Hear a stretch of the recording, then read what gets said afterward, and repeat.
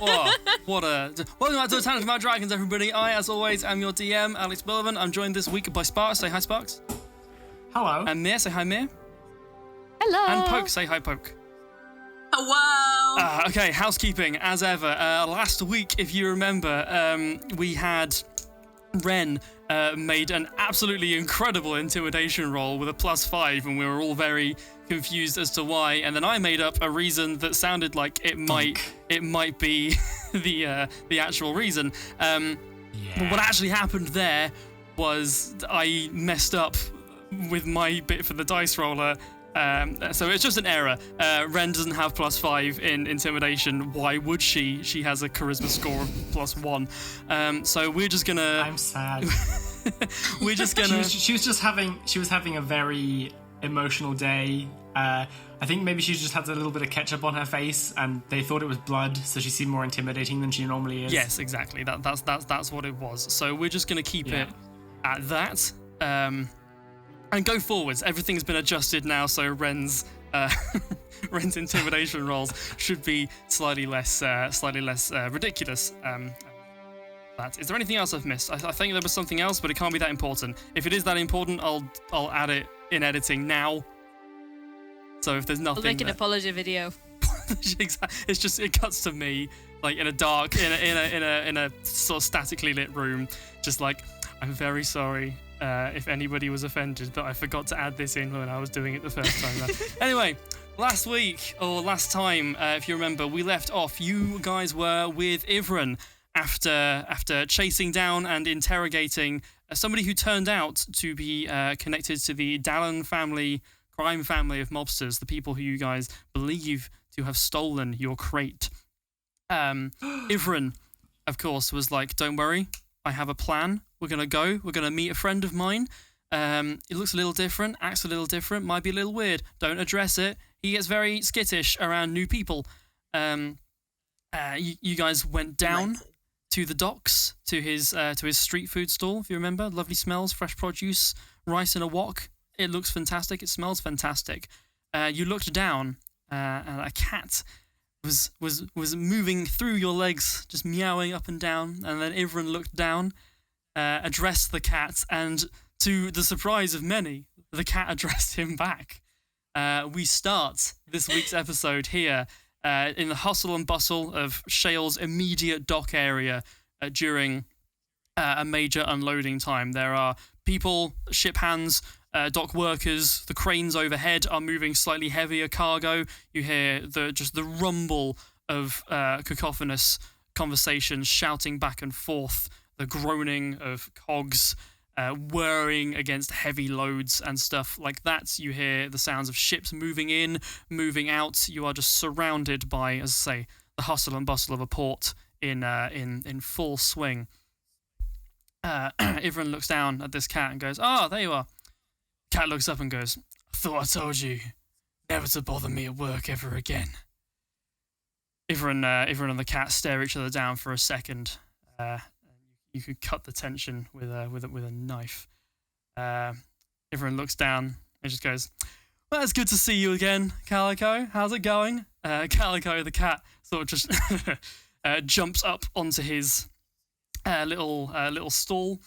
Sort of goes across onto a raised bar stool, sits down, and goes, "Oh mate, it's good to see you as well. How have you been? What's going on? How's work?" A purple mage hand appears, grabs the wok handle, and just starts tossing the rice nonchalantly as the two exchange pleasantries. There's a satisfying hiss as this cat waves its paw, and the mage hand is just moving the rice around expertly in this pan. Steam rises, hits the fabric awning, billows out into the chilly morning air. For those of you not wearing exclusively fur, this warmth is quite welcome because it's early autumn. It's quite cold outside. Is this? Have we ever heard of talking animals or shapeshifters? Maybe. Roll history checks, please. Who's going first? Who is going first? We are going to go. Wren, you can go first. Yeah, I will go first. We'll do Hertha, Wren, Joey. As you're doing this, you guys can smell again. Just as this rice is tossed. 15. How much? Sorry. 50. 15. That's quite good. I'm gonna properties. 21. I'm gonna refresh the cache. Yeah. There we go. So we got a 15. We got a 21. As you just smell again these fresh vegetables being slowly cooked in this stir fry. Joey, what did you get? A 6. Okay, so it's 15, a 21, and a 6. Yes. Yeah. Yep. Okay. 15 plus 6 is 21. So with a 6, this is incredible. Joey has never seen anything quite like this. It's a cat that talks and is utilizing magic of all things, something which to my knowledge she has never even attempted to do, and is using it to cook food. Interesting. Which one was the 15? It was Wow. Hertha, yes? Ah. Yes. With a 15, this is okay. You've seen some interesting things in your time doing what you have been doing your entire life. You're not too familiar with this as a concept, but it seems feasible. Like, yeah, you look down, you're like, cool, yeah, I can accept and rationalize that this is happening. This is, you understand that it's, Hertha understands this is uncommon, but not, so far out of the ordinary. With a 21. It's totally believable. Yeah, exactly. To me. Yeah. It's still fun to watch. I mean, it's a cat cooking. Come on. Yeah. Wren with a 21.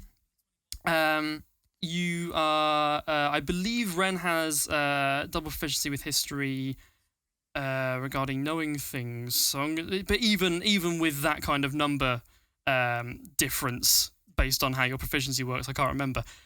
You know that this is definitely a magical creature. You can't recall. Obviously, you're familiar with the folklore surrounding things like werewolves and other things. How there are tales of these shape changes and things like that roam the wilds under the full moon and such. But they're always dismissed as stories to scare children, to get them to come in at night.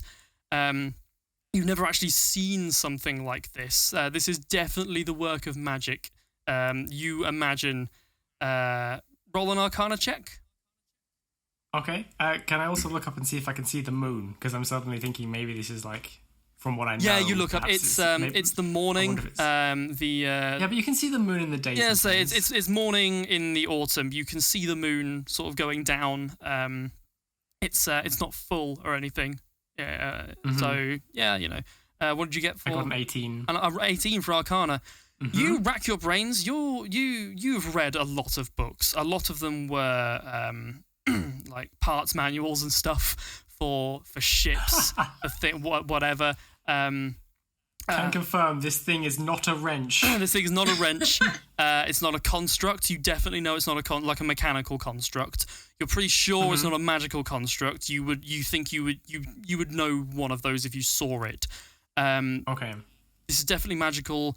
You get the inkling that this is probably some sort of curse placed on a person, if you were to guess. Ooh. Okay. But whatever. As I say, the warmth, the smell, very, very pleasant to those of you who are out in what is effectively 7 degrees Celsius weather at best. Can I ask how do you spell his name? The cat's name? Yeah. Calico. Calico, like the breed of cat that he is. Yeah, okay, I got it. I guessed right the first time. Even though calicos are always girls. Well, I mean, not in this case, clearly. But yeah, there's patches, different colours, white cheeks. He's so cute. Three black stripes across his back. It's very cute.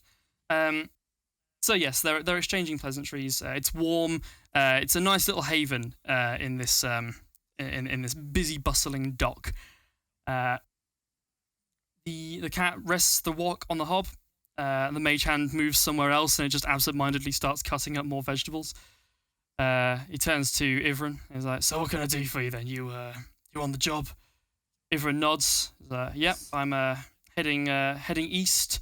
He hands over his guild seal and the paperwork and stuff like that, and Calico just sort of flicks through. He's like, "Oh, well, fat lot of good this is." And he looks at it, and again, you guys looking down, you can see, as you saw when you looked through these, all of the important stuff is just a black line. He's looking down. He's like, "Fat lot of good. This requisition thingy, whatever." Everyone agrees. Everyone notes that this is why they're here. He looks to Calico and is like, "Yeah, we're here. This was supposed to be a routine job. We've run into some problems. My associate's here." He looks around. This is Joey Peddle. This is Wren Chit, and I haven't been able to get a name out of the big one yet, but she's fine, all things considered. Calico sighs. Hertha just nods at the cat. He nods back. He does that kind of like up nod. It's like, right. Aw, cool guy, kitty. As he's doing this, he's sizing you all up. He's like, "Good to meet you all." Wren would like to buy some food because it looks delicious. The hand moves back. Sure. Would you like to ask for that, or is the food ready to buy yet? It smells delicious. I say. He looks down. And is like, "Yeah, I reckon." He starts scratching his head with his paw absent-mindedly. He's like, "I reckon so. It's 4 gold pieces a bowl, fresh off the boat." Sounds good. I give him 4 gold. I give him 5 gold pieces. Well, thank you very much. Keep the change. The mage hand. The mage hand starts spooning rice into a bowl. Was that Hertha's gold you paid with? I was gonna say, Joey's gonna like get down and offer to shake his hand. He sort of, as you bring your hand out, he rubs his head against your hand, as cats do. I love him. He's like, and then he realizes like, "Oh yeah, right," and he sort of gives his paw forward. He's like, "Sorry, Joey's gonna be like, "Very nice to meet you, Mr. Calico." The cat takes over sometimes." But yeah, the mage hand takes your gold, Wren, and hands you a steaming bowl. It's a wooden bowl, full of rice. It's a good amount of rice. It's got some chopsticks in it. There you are. Pleasure doing business with you. Anyone else want to buy some? Thanks very much. Anyone else want to buy some? Hertha's like, Can I have? Yep, certainly can. Wren hands over another 5 gold. Calico looks back and forth. He's like, "All right, yep, sure, whatever," and prepares another bowl of rice in a similar fashion. All Hertha wants to do right now is pet the cat. Ivrin's looking at you guys and really trying not to chuckle. He knows Calico can't see him at the moment, but he's like, and he looks to you guys as like, would you guys like to explain what's going on? Calico looks round, gives him a death stare. He immediately stops. He's like, "Yeah, would you guys like to care to explain to Calico here what's been happening recently with the job?" Joey's gonna be like, "All right, so we got this box that we weren't supposed to open, right? And we brought it here to get picked up. Right. And then this dude picks a fight with us, but suddenly he's a good guy, but we don't find that out until later. And like, while all this is going down, like the box gets stolen, you know what I mean? And so we need it back." It happens, yeah. Such is life. He has a very punchable face. What do you want me to do about it anyway? He looks back to Ivran, looks to you guys. It's like, who's in charge here specifically? Who am I addressing? Joey's gonna look at Wren. Wren's mouth is just full of rice at this point, just like. I can see that being in the recap immediately. Do I have cutlery, or was I just given a bowl? Bowl and chopsticks. Okay, bowl and chopsticks. Awesome, yeah. Mm. Yes, my mouth is already full. In my already full mouth, I have stuffed extra food. And I'm just kind of a little bit of rice on the side of my mouth. Like, don't expect anything from me right now. He looks over. He's like, "All right, what do you want me to do about it? In your own time, of course." He hands over the bowl of rice to Hertha. He's like, "There you are, by the way, sorry." Yes. Yeah. I motion, mouth still full, to Joey, making hand gestures. Joey's gonna be like, okay. Can we pass the blame? Like a continued gesture. I'm trying to get across the fact that we know that the Dallin crime family was involved in the theft, but my mouth is full and I can't think of any good gestures to remind you that this is what needs to be said. Okay, so Joey's gonna be like, "All right, I get it. Okay, so we think that this crime family is involved." Right. because, we caught the guy that let them steal our box. And who has the letter, by the way? I believe it's Wren. Has the telegram you found in his locker? I've got it written down in my notebook. I think it is you that let's has say it. I have it. Yes, yes, indeed. Yeah, if Wren could pass that to Joey so she can show the cat. Sure. Yeah, I reach into. While this is happening, he's like, "All right, have you got a name for this guy you accosted?" Oh no. Do I have to roll as to how soon I can swallow this food? No, it's fine. You wolf it down. You swallow it. Okay. What was his name? His name was. It was Varen. It was Wren. Yes. Hertha just like Wren.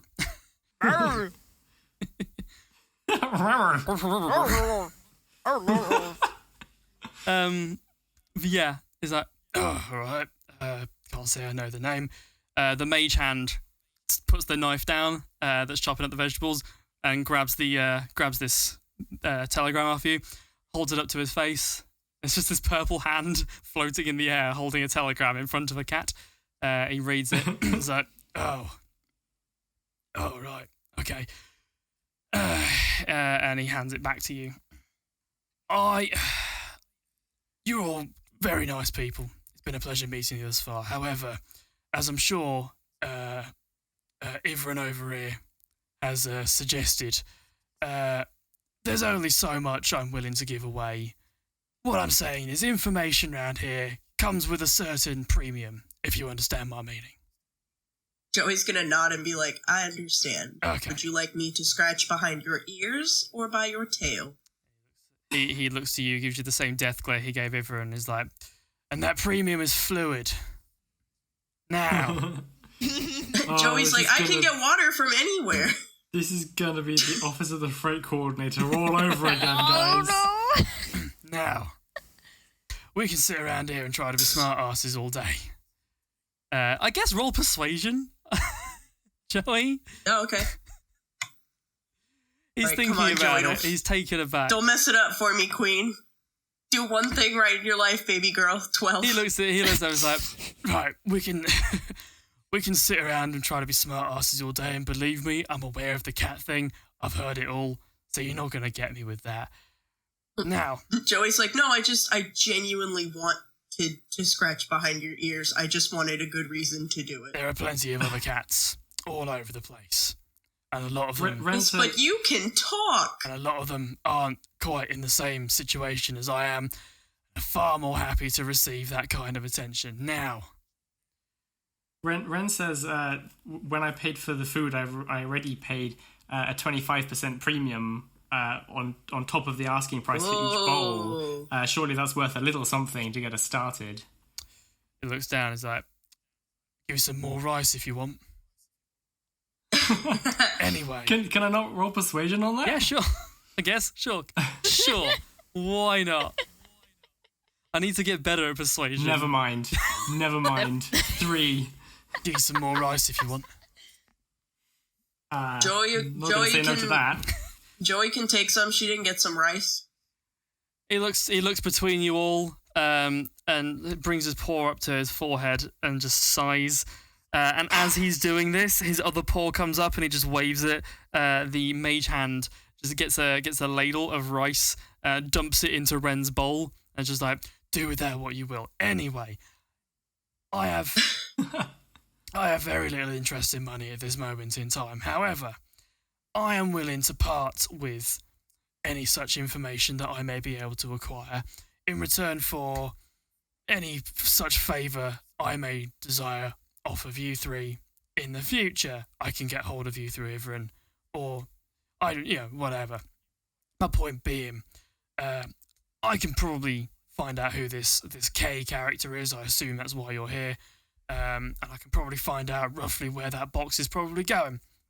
I don't know. I make very few promises, but if you guys are willing to agree that at some point in the future I will be able to come to you if I find myself in a comparable predicament, and call upon your services, as it were. Joey's very excited by this prospect, so somebody else might want to step in because she's just gonna say yes. Joey's like, she wants a talking cat to call her whenever. Joey's just like, I get to be a mercenary for a talking cat. Hell yeah.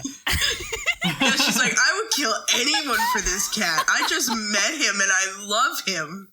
Fantastic. Okay, does anybody else have any insight, or are we just wandering blindly into this?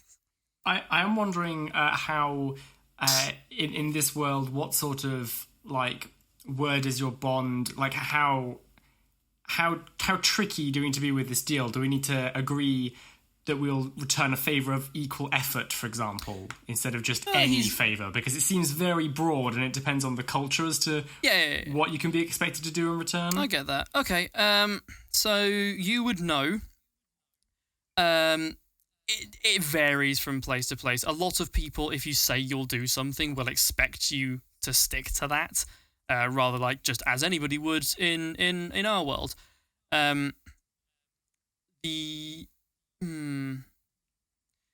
Just like if you say you're going to do something, you should do it. There are other cultures, fringe cultures, places further off that have a more hard-coded honor system, shall we say, but the northwest sectors, which is where you guys currently are, don't really have any law as such, be it social or constitutional, that states that if you say you're going to do something verbally, it has to be upheld. But obviously, you know...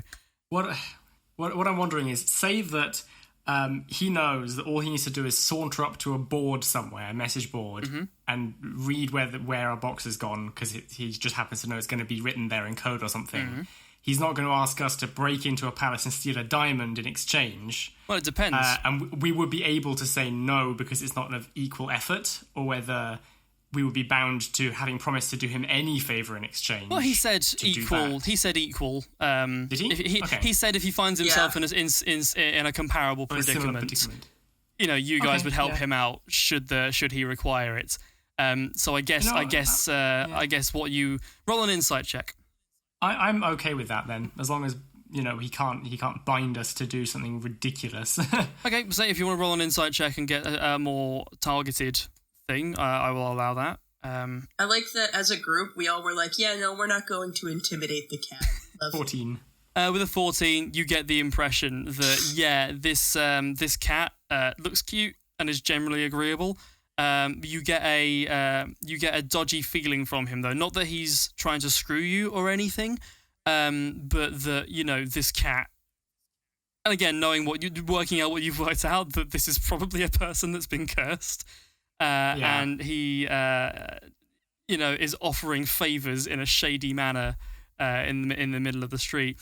You get the impression would probably be fine in agreeing to this. But yeah, like, you know, a favour in return is definitely an inference of, I may have a dodgy thing that I need doing. I might ask you to do that. Sort of like silently communicate with Evren. Sorry, I do that every time. Can you start the line again? Sorry, you cut out from me. I didn't get the start of it. Can they like kind of silently communicate with Evren, like with facial expressions, like, is this dude trustworthy? What are you trying to do? What are you trying to communicate to Evren? Basically, can we trust him that we won't get screwed? Would that be like a performance or like a stealth? Yes, performance. I like performance. We'll go with that. The king is pleased. I had a good idea one time in my life. Roll me a performance check, please. 7. Joey, god damn it. Please be good at something. You look to Ivran. You're trying to be more subtle than you are trying to be clear in your intent, given that the person you're trying to discuss over is in front of you, looking at you, and between you and Ivran. So you're making some facial expressions, and you think you're doing a very good job of conveying, can we trust this guy? Is he going to screw us further on down the line? Ivran looks at you, squints, and is like, and shrugs. The cat's like, Calico looks up his eyes. So what do we reckon? Deal's on the table. Favour now for a favour in kind, such further on down the line as I require it. You guys need this Wren- information quite clearly. Depending on how much hassle it causes me, you're fine with me. You can trust Calico. He's like really upselling himself right now. He licks his paw and starts like washing the back of his ear.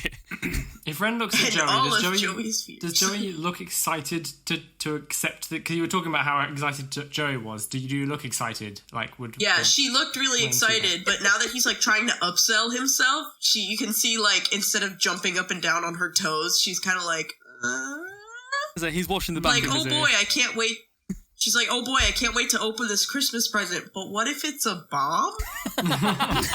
I'm just thinking he's asked for a favor. There's 3 of us. Wren doesn't want to agree to anything if Joey also does, because there's no point all of us owing him a favor. Okay, yeah. So we can. Yeah, Joey she'll take that bullet. She loves this cat. Joey will be like, it's a deal. She'll, very specifically. I'll trade you 1 favor for information. Okay, cool. I'm glad we could come to an agreement. Now, this K fella, do you have any more information than this, or you mentioned Dallin family? You understand what you're getting into by poking that hornet's nest, yes? I think everyone but Hertha does. It's If I'm not Hertha has no mistaken. fucking clue. general nodding agreements, and then Hertha's still eating her rice, I imagine, is how this would play Yeah. out. Hertha's enjoying the meal quite a lot. She's not using the chopsticks though. It's good rice. It's very good rice. This cat has been Hell doing this for a yeah. while. He must have been, at the very least. Hell, Hertha's never had rice before. Oh, interesting. Ah, This is the first time she's ever had rice, and she's enjoying It's herself very very good. much. Kitty rice. it's very good. He looks to Ivran. He's like, I'll go look around. I'll chat to my people. I'll get back to you. You can pass it on to these folks. How's that sound? Everyone's like, yeah, if that works for you guys, we'll just we'll liaise through me. It's easier for him to get hold of me. He knows how. And then I can get hold of you guys. Nice. Okay, Joey's gonna salute Calico and just leave. Everyone looks to Calico. He's like, I've taken to mean things like that as a rough yes. He's like, all right, fair, whatever. We've dealt with worse. Okay, right, well, pleasure meeting you all. I do have customers. There are people starting to line up. It's like, so I'll get on this after the day's done. I'll get back to you within a couple of days. How's that sound? Sounds good. Yeah, sounds okay. Awesome. Right, well, pleasure to meet you all. Please get out of the way. You are holding up my customers. The mage hand starts tossing the wok again. I assume you guys are going to be polite and not annoy the cat. Wait, do I keep the wooden bowl? Yeah, you gotta give it back. Yeah, he looks at you and is like, if you could return the bowl, that'd be great. They don't grow on trees. They're just made out of them. He chuckles to himself. Hertha licks the bowl first, and then she gives it back.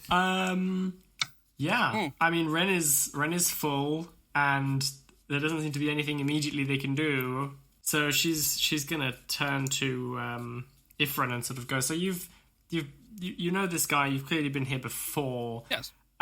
Is that right? Yeah. Yes. Does that Should mean- we walk and talk? I have to meet Anna back at the Docklands.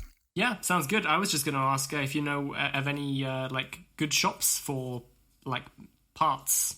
Well, I was gonna metal say. parts and ship parts and things. I was gonna say actually, and you'll start walking. We need a new fridge as well. he chuckles like, Oh yeah. all right.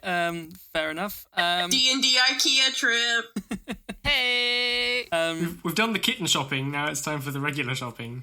You start walking back. Everyone goes, yeah, I was going to mention actually. So there's not a lot we can really do until Calico comes up with some information, unless you guys want to start, poking your nose around in places where it could get cut off. I'm going to go back to the Docklands, which of course you are welcome to join, but we're just going to be doing paperwork and reporting back to head office that there's going to be a delay. It's going to be incredibly boring. I don't blame you if you don't want to join for that. I was going to say, and he turns to Wren. I was going to say, you guys have a fair amount of money and a couple of days off now. I don't know if any of you have ever been to Shale before, but the High Street is famous, certainly in this tether, for being fantastic. So I was going to say, you guys seem to have things in the town that you could be getting on with. So if you want to, we'll be at the Docklands. We're going to extend our stay there. If you need us, we'll be there. Joey's gonna look at Hertha's sopping wet fur that she wore into the shower and be like, That's right. maybe we'll get some new clothes. That's right. That's a very good point.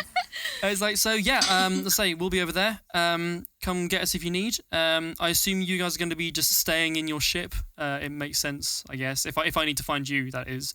Yeah, I think so. Oh, excellent. Well, it's been a pleasure. Good morning workout. I'll catch you guys later on in the day. You guys reach a fork in the road. It's like, so there's a streetcar. There's a tram to the middle of the town. There's a station just up this road, and he points sort of up a street that goes up a hill. I'll see you later on. And he splits off, walks back to the docklands, leaving you guys standing in shale in the middle of the morning. There's not a lot of people now. Most people seem to have done their travel, gone to work. Looking at the street, you can see the streetcar station that that Ivran pointed out. Tall brick buildings are white stone, but they're interspersed with increasing frequency with sort of red brick buildings that have gone up. They look newer. You get the impression that this is the newer parts of the city have been built with a different material that's cheaper and easier to make, as cities tend to be. What do you guys want to do?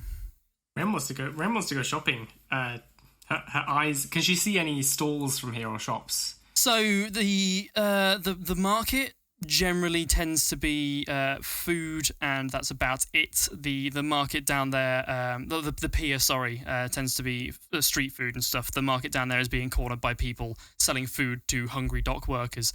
Roll a history check, and then I guess -2 because we haven't sorted that proficiency weirdness out. 17 minus 2 is 15. 15, fantastic. So you personally, Wren, are rather familiar with Shale High Street by name. People talk about it when people go visit.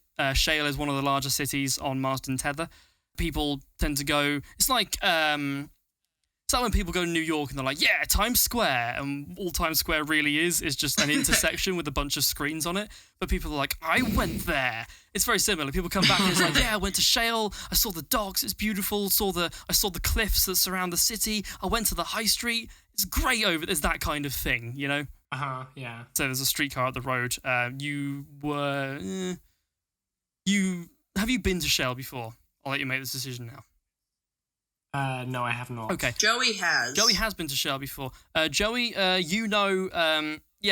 Shale High Street, it's about a 15-minute walk away, and in a tram, it's like 5 minutes. Yeah, she's going to suggest taking the tram, and she's going to be like, hope it goes better than the last time. Wren's going to say, right, guys, I'm going to go shopping. I'm going to go find some mechanical parts. I'm going to go find a new fridge. Does anybody need anything made or repaired? And do you want some spending money, Hertha?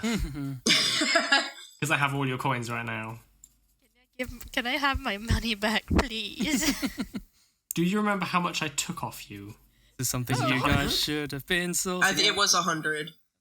We'll say 100. If that turns out to be incorrect, then that could just join the long list of continuity and consistencies. How much money do you want? Do you think 100 coins is going to be enough? Give me my money! I have 215 on me, so if I give you 100, that's almost half. If it hasn't been worked out now, just to gauge the price of things, 1 gold is roughly equal, just for doing conversions, to like the pound, the dollar, that kind of thing. Like an ale or a beer would be 3 gold. That rice you just pay for is 4 gold. Loaf of bread would be 2 gold 50. That kind of thing. That's how prices are scaling in this. You guys would all know that. Just to let you guys work out how much money you want for this. Well, she did pay a lot of Joey's nonsense with the freight worker, so Joey can offer to buy Hertha something if she sees it. If you two are going shopping together, I was just going to dart off and go to some of the technical shops that you probably aren't that interested in. No, but I can give you 100 gold if you like. Hertha doesn't understand those. Hertha doesn't understand those. Why would she? Exactly. That's why I was going to go off by myself. Yeah. Wonderful. I wanna. Okay, Hertha really. I really want to go shop for some weapons. Okay. Joey's like, hell yeah. I'm pretty sure I took 125 gold off you based on my notes. So I'm going to give, and I just bought you breakfast. So I'm going to give you 100 gold. Yeah. If you want to make a note of that. Everyone just takes Hertha's money. Hertha, you have 100 gold. Everyone else has kept track of their money, I assume. I don't think anyone's really spent anything, to be perfectly honest. Yeah, the Not thing much, is, though, no. I tried to keep track of my money, and then Sparks took it. You were spending irresponsibly. I was protecting I you was from yourself. cleaning up after your mess. Are you guys doing Yeah, this as you're according- walking? Are you going to the tram or are you going to Yes. walk into town? Yes. Yeah, we're gonna take the tram. According to my notes, because I think Joey, after we went back to the ship, had grabbed additional money, so she's got like 485 on her right now. Sure, why not? If you didn't, we'll take it off the total later. Okay.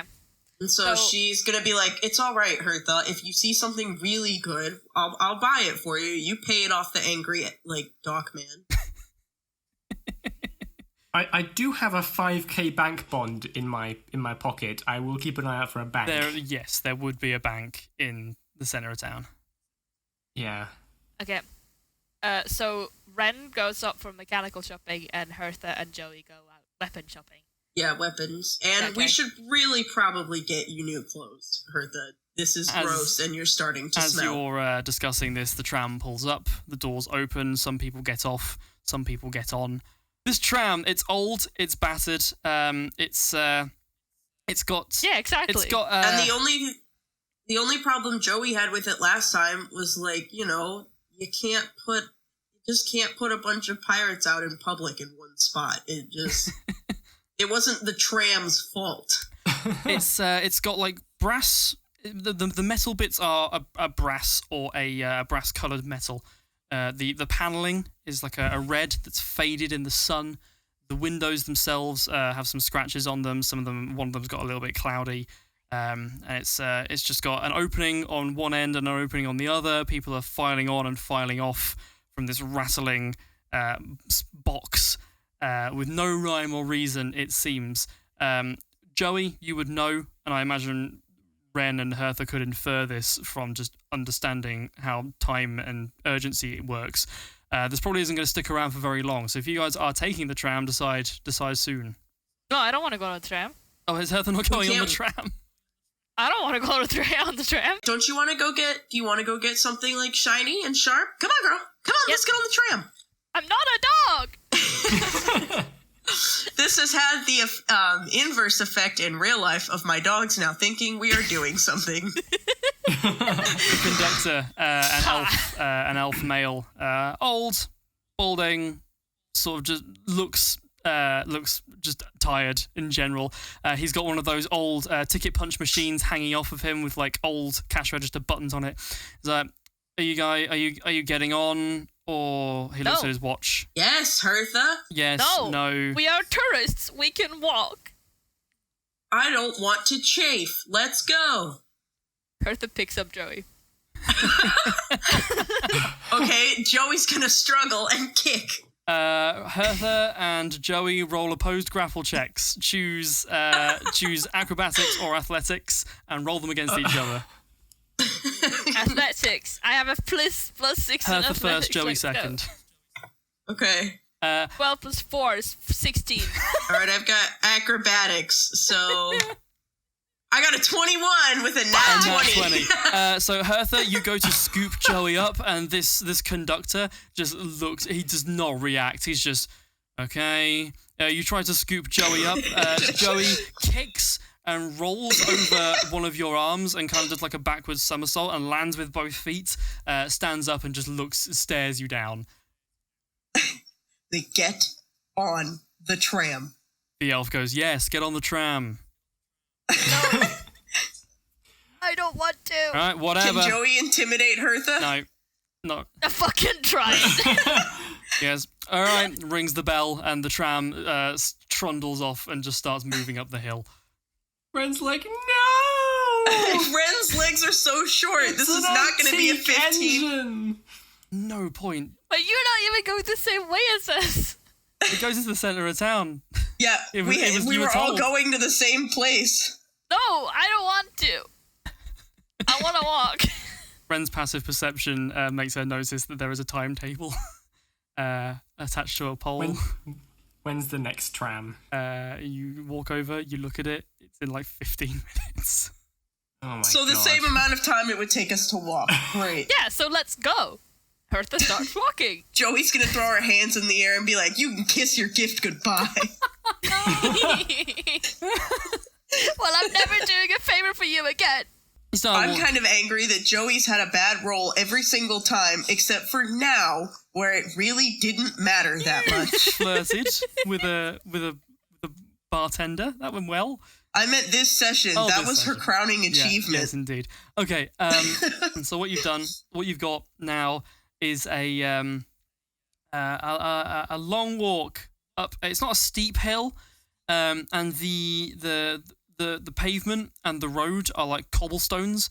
The pavements themselves, the sidewalks, as it were, again cobblestone, rather thin. You get the impression that the road has been widened to accommodate for the tram line down the middle, and then a lane for cars going one way, cars going the other. As cars aren't a recent thing, but within the last decade, they've become more consumer available.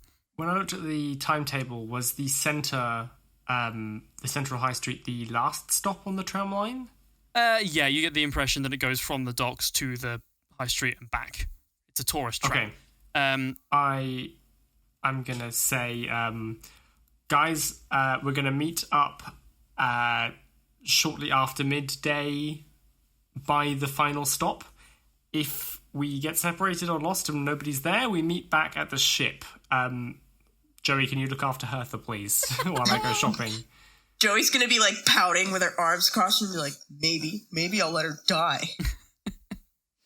Will you feel bad if she does die because you left her alone? Maybe. Will you feel bad if she kills somebody because you left her alone? The real problem here. It's very likely that I do that. You guys walk up this hill. It starts to level out a bit. You've been walking for a couple of minutes. It starts to... Are there shops along this line? There are things like, hairdressers, coffee shops, stuff. But it's mostly residential going through here, and like offices and such.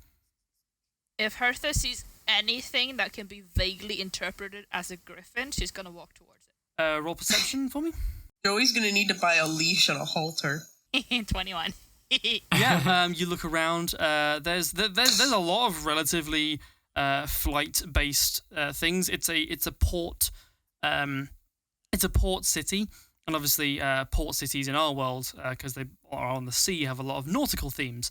Alma is a world set on floating islands in the sky, so that sort of nautical theme you would expect is replaced with aviation-related things. So there's eagles, there's birds, there's like albatrosses, which is now the plural of albatross, I've decided. And you do indeed see a couple of griffins, just statuettes. There's like a knick-knack shop that you pass where you see, so there's like griffins, eagles. Knick-knack shop? Yes. The outside of this is it's like a wooden shop front. The paint is peeling, it's chipped off. It's like a minty green colour. You open the door, you hear the ding of a bell, and as you look up, you see the kind face of a greying human woman. She's quite short, bent forwards. You stick your head in the door. She goes, "Hello." Hello. Oh my god! Hi. It's the female version of the old man from the date streams. It is. It's Madam Bitcoin. It's Madam Bitcoin. Third of her name. That's a joke people will get if they watch the date night streams, which they should. Anyway. Alex, from the window, can Joey see, because she's going to have to go in after Hertha, but can she see anything from outside that, like, might interest her? What kind of thing is she looking for? What kind of thing is... I want the Mayor of Cool shirt, Alex. So, non-stream related stuff. Out of stream, as it were. This is for the viewers and the listeners, I guess. Poke really wants to get Joey a shirt that just says Mayor of Cool on the front. You look in, you can't see any such shirt from the exterior. You look in, you raise your hands, you can't really see. It's not really a clothing shop. What's the name of the shop? Name of the shop, Mirabelle's Knickknacks. What a cute name! Like with an I? Like a cow. Mirabell. What? No, start again. Mirabelles. Like a little baby cow. Mirabelle's what? Knickknacks. What do you mean a baby? What do you mean a little baby cow? Mirabelle, are baby cows who are called Mirabelle renamed when they get older? Yeah, it's like it's like elves when they become adults, they assume their adult name. Cows operate on a very similar societal structure. Yeah, every baby cow is named Mirabelle until they become of breeding age, in which case they get a different name. Until they evolve into Massabelle. They go Gigantamax. Mirabelle, or the person you assumed. In fact, no, Hertha didn't look at the name, so you just looked in and you can see. You look around. It's a dimly lit shop, and it's very small. A lot of these sort of newer builds are quite thin and relatively long. So it's really thin, rather long. There is a woman at the end. And she's like, "Hello." No. Hertha waves. Oh, what was it that caught my attention? Was it a griffin?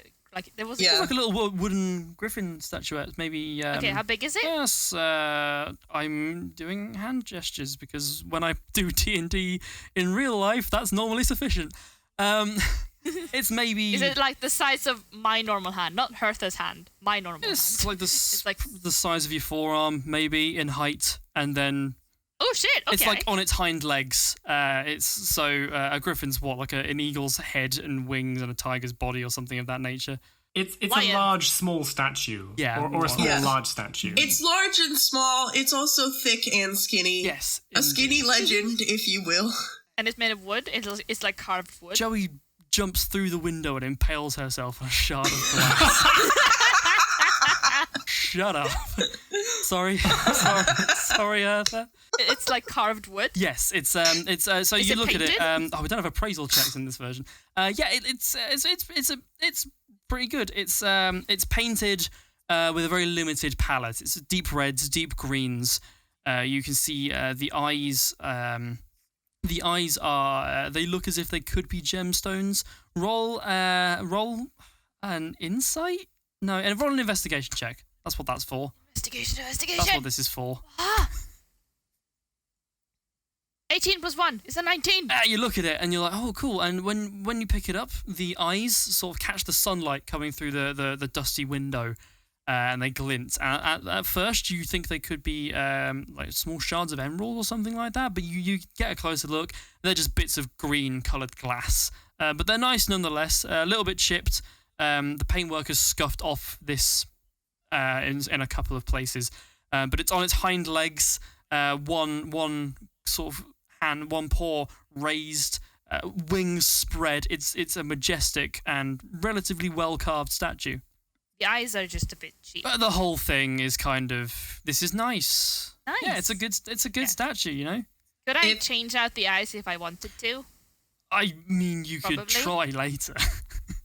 Yeah. Like, you look at it and I don't know. I guess, does Hertha look at this and go, the eyes made of glass is a bit of a, but I can fix that later. How confident is Hertha in her ability to do arts and crafts? Well, you know. Okay, like, that's cool. Her arts and crafts are pretty important in her tribe, I suppose. Yeah, actually, I can see that. Okay, cool. Yeah. With all the religious thingies, you know. The old woman. After arts and crafts. The old woman. Yeah. Very, very. A gentleman. Not. A year ago, I think, maybe. Came in and traded that for. Oh gosh, and she starts pacing back and forth, scratching her head. It's like, she traded it for. He traded it for. I don't know, but it's been sat there a while. Been waiting for someone to give it a forever home, as it were. It's 7 gold 50 if you're interested. Can Joey come in behind Hertha and start looking around the shop for old musical instruments? Yep, Joey walks in. Ren, what are you doing in this time? Is that a theme song? It's the bell. It's the bell in the door. Ren throws herself under a passing car. Shut up. Ren has just kept walking. So. Ren is just okay. So Ren is okay. So right, okay. Hertha's the only one who hasn't killed herself in some sort of way. It's because you both respect and fear the DM as a seasoned player. I am a DM, so I fear the Exactly. You know exactly what I'm capable of. Anyway, Joey walks in, the bell rings, and she's like, "Oh, hello again. Hello. Another hi." You look around. Roll an investigation to weed through. Say the sign outside says Mirabelle's Knickknacks, and this shop is it's thin and it is packed with stuff. There are things everywhere. So I don't know if you've ever been to like a charity shop or a second-hand shop or something like that, but there is like books, cups, Got a 9. statues, shoes, things. You get the impression that this the shop owner will trade in anything that comes her way. Just by looking around in this sort of dark and musty shop. It smells musty. It smells old. It smells a bit damp in here. But you know, it's got a charm to it. You look around. I would just like to point out, if it hadn't already been established that Joey was into women, she's now antiquing with her best friend. Yeah, this is it. So we're really driving that stereotype home. Really, yeah, very true. Did you roll investigation? I got a 9. Got a 9. You look around. There is a you root through some things, and you come across an old tin whistle. It's rusting. Oh hell yeah! It's rusting a bit. You sort of run your finger through the loop at the end of the slide. No, that's not what a tin whistle is. I'm a musician. I should know that. That's a slide whistle. That's a slide whistle, which you know what is way more fun and is what you found. Yeah. No! You run your finger through the loop on the end. It's a bit sharp. There's a bit of a burr to it. The end itself is more or less an okay condition, but it's again a little bit rusted. It's whatever. The woman looks over to you and is like, yes. I don't quite know how long that's been in here, if I'm perfectly honest with you, but I'll be willing to part with it for 6 silver pieces. Does it work? If you want to find out. Depends what you wanted to do. You will have to purchase it, though, because, you know, hygiene. I think it works. Meanwhile, Joey's in the corner like... I'm pretty sure it works. Scratches her head. She's like, in fact, yes, a child came in the other week and was just incessant. Yes, no, it was that. Yes, no, that works. That works way. In fact, I want it out of my shop. If your friend over there buys the bird statue, you can have it for free. Joey's like, I'll buy you the griffin, Hertha. But only because I want this slide whistle. Yeah, literally, that's it. She's like, I'll buy you the griffin, Hertha, because I really want it. Okay, Hertha's just gonna do like one more pass over the shop, like just look and see if there's anything else. Like I say, there are things in here, but the only thing that really speaks to what you were specifically looking at is the griffin statue that you're currently appraising. I don't see anything. No, not really. Can I roll another investigation check to see if I see anything like shiny or expensive? Oh, yeah, sure. Why not? You're looking for a different thing? I'll allow it. Yeah, I want to see if there's like something sparkly in here. A 4. Joey. No, not really. You look around, but you don't really move. You're kind of keeping an eye on Hertha, thinking about the slide whistle, etc., etc. You don't really move. You just kind of like spin. You rotate a little bit on the spot. Nothing else really fits that description in the shop that you can see. Okay. If Hertha doesn't see anything else she wants, Joey will pay for the griffin. Okay. Bird. She's like, okay. Oh gosh, what did I say? How much did I say for the bird? All right. Do we lie or are we honest? Because I remember, but we could lie. I'm just a sweet old lady. I'm just a careful shop owner living out my twilight years as a peddler of junk, I guess. She said $6.50. No, Noodles, DM question. Yeah. We have discussed some stuff about Hertha's past, right? Is it reasonable that she would have some artifacts from a certain creature that she could trade for this? Not on her. Some dragon scales. Unless it was specifically, unless you specifically have it in your inventory now, anything you do have that matches that description will be on the ship. So she can have some dragon skills on the ship.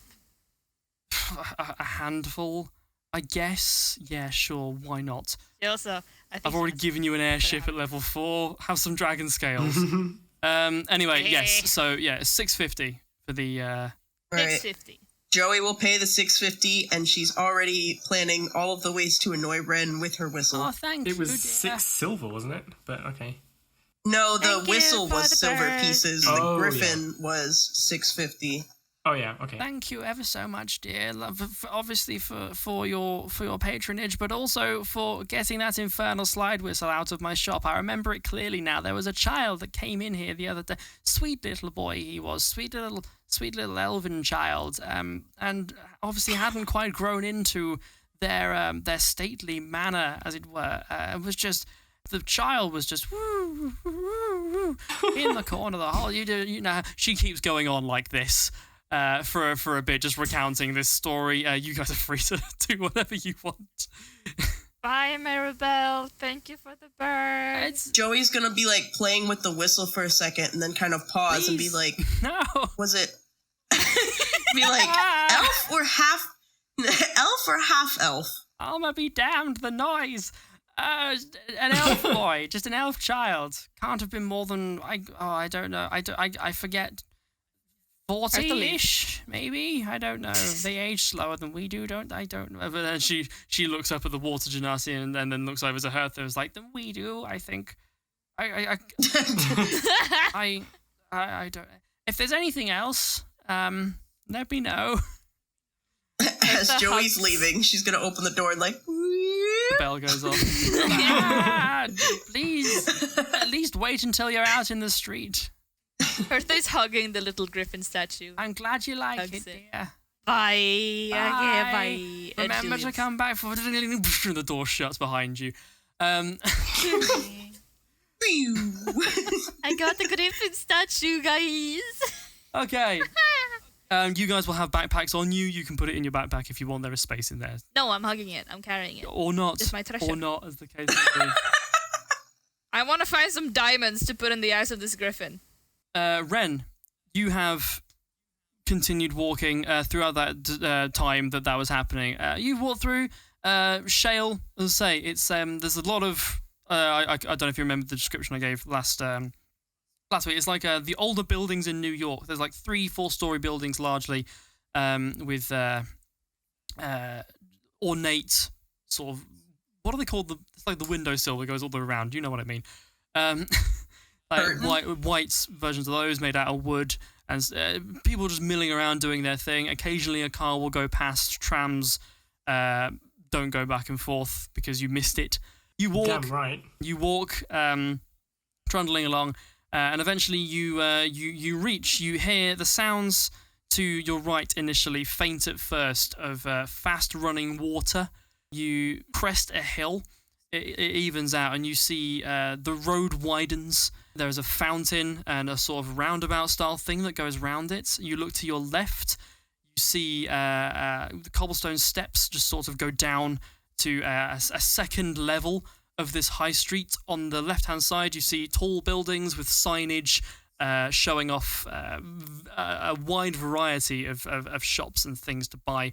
And on this sort of lower level down to your right, you can see there is a retaining wall and a bit of a drop. It's like 10 feet, and a fast-running river that seems to run into this cap running through a grate. You look through and you can see this river has been made to go underground at some point, and this is the end of that. You can see plumes of smoke rising from some chimneys. You can smell street food, like donuts, coffee, various other things. People walking around, babbling. You can tell who is a tourist and who isn't by who looks annoyed at how the people milling around in the street with no thought or consideration as to whether or not they may be getting in the way. You are on Shale High Street, and the world is your oyster. I have a parachute on my back. Does that mean that I can't also have a backpack? You just because I think it'd be funny. I think it'd be great if you had like your rucksack and then a backpack with the straps out as far as it can go. Just over that. Wren, of course, always walks around with a parachute on when she's on land. You said you wanted to look for a... I'm looking for a bank and any kind of tinkerers or artificers or place which would sell either like mechanical parts for the ship or for tinkering projects or white goods like a fridge. Just gonna get here's some ASMR for you all. Just gonna get my dice. Highs or lows? Highs. You look around and all shops are relatively easy to see from here. The street is laid out, so people who are coming off the tram, the station is across the road, people who are coming off the tram can easily see everything that's on offer. You look around and you hear more than anything first, there's just the clink, clink, clink of hammers on metal and just the buzzing and whirring of machinery. You look around and not too far away, you see an open storefront with like a rolling shutter that has been opened, and above it a sign. It's a dirty sign with gold lettering that's been just covered up by grease and soot that reads Auto Mechanica, and you can hear sounds of wearing. You see scrap and stuff piled up outside. It's over there being a nebulous concept that I'm sure we're filling in our minds, so it's fine. I go there. You go there. you walk over the sound and the smells of grease, and you can hear the familiar, comforting sounds of a welding torch going off while you're in there. And you walk in. The shop itself, it's open plan. Benches line all of the walls, and they're just covered in various tools. On a large central bench, there is what looks like, at first, it looks like a brass rubbish bin, almost. But to the side, you can see a set of steel quadrupedal legs, and looking at it, you know an automaton when you see it. A human in her late 20s, looking at it, sort of dark hair in a tight bun, dark skin, welding visor down, just welding away on this automaton on the bench. She hasn't seen you, it would seem. There is a radio on in the background. It's playing some music. You like this place, I imagine. I do, yes. So a while ago, off camera, we talked about I designed essentially a DM approved sort of magical multimeter that can detect types of magic. Oh yeah, we did. And I'm wondering if Wren would know how to make one of those, because this would be a good opportunity for me to buy the parts. Roll a mechanic check.